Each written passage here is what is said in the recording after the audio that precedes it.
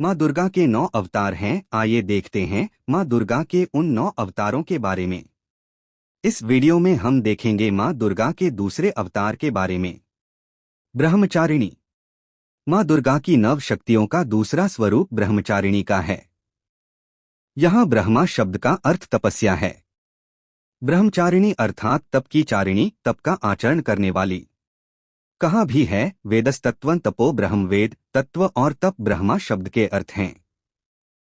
ब्रह्मचारिणी देवी का स्वरूप पूर्ण ज्योतिर्मय एवं अत्यंत भव्य है। इनके दाहिने हाथ में जप की माला एवं बाएं हाथ में कमंडलू रहता है। अपने पूर्वजन्म में जब ये हिमालय के घर पुत्री रूप में उत्पन्न हुई थीं, तब नारद के उपदेश से इन्होंने भगवान शंकर जी को पति रूप में प्राप्त करने के लिए अत्यंत कठिन तपस्या की थी। इसी दुष्कर तपस्या के कारण इन्हें तपश्चारिणी अर्थात ब्रह्मचारिणी नाम से अभिहित किया गया। 1000 वर्ष उन्होंने केवल फलमूल खाकर व्यतीत किए थे। 100 वर्षों तक केवल शाक पर निर्वाह किया था। कुछ दिनों तक कठिन उपवास रखते हुए खुले आकाश के नीचे वर्षा और धूप के भयानक कष्ट सहे।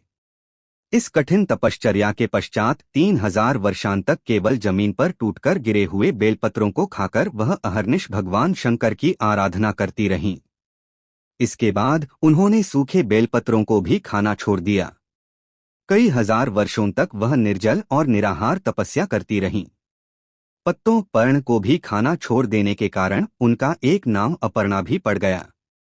कई हजार वर्षों की इस कठिन तपस्या के कारण ब्रह्मचारिणी देवी का वह पूर्वजन्म का शरीर एकदम क्षीण हो उठा।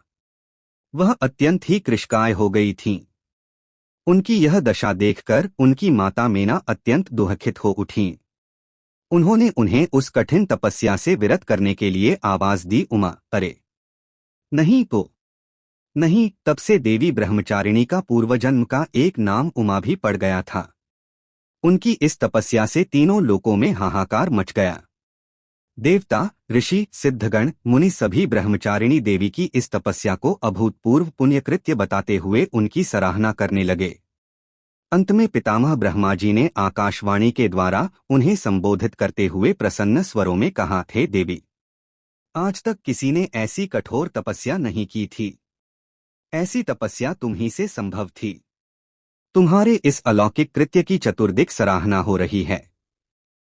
तुम्हारी मनोकामना सर्वतोभावेन परिपूर्ण होगी। भगवान चंद्रमौली शिवजी तुम्हें पति रूप में प्राप्त होंगे।